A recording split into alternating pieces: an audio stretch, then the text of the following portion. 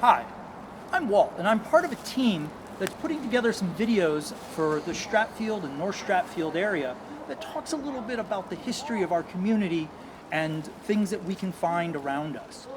So I'm here right now in the woods behind Owen Fish Park to talk a little bit about the Native Americans and the groups that were here before the first European settlers. Roger Ludlow will bring a group of settlers here from Windsor, Connecticut in 1639. Now they're going to settle where we think of today as basically the old town hall, where Beach Road and Old Post Road come together. But the Stratfield area will be settled fairly soon thereafter, somewhere starting around 1644, 45, maybe 46.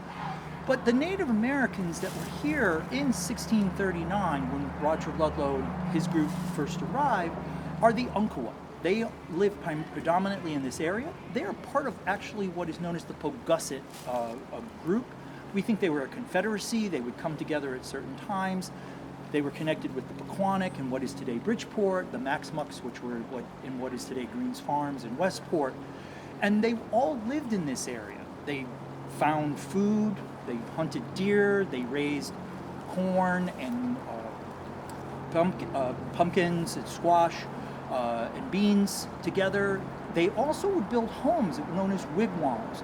Now wigwams, we often think of Native Americans living in what we think of as teepees, but they actually here in this area lived in the wigwam. And the wigwam is a curved, almost like half bowl structure that they would build a wooden frame, and then they would gird or take off the bark of trees, and then they would attach that using sinew, and then another set of tree branches and things around that they would hold the entire structure together. And the family would live inside that. They often made ones that were larger, sometimes known as great lodges, which were used for larger communal gatherings.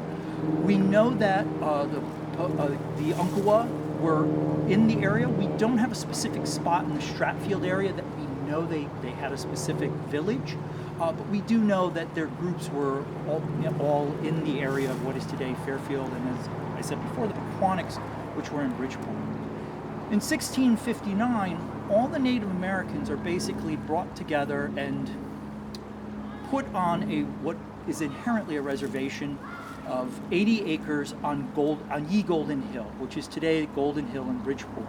And in fact, today, the Native Americans who descend from that original group are often known as the Golden Hill Pogussets, which today their reservation is actually about a quarter of an acre in Trumbull.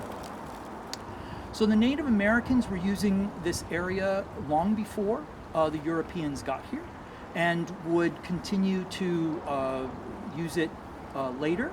One of the great opportunities, though, that we have is that we can come and walk through these areas today.